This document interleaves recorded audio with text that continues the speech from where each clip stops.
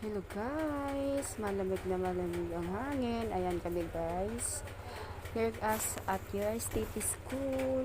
Ayan, hinatid ko anak ko guys para sa kanilang tree planting activity sa Upper Malasag, Cugman, Cagayan de Oro City guys. Yan, nagkita-kita sila lahat dyan mga estudyante para sa preparation.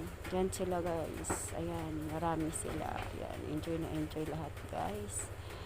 Yan, syempre kasama ako kasi inatid ko anak ko.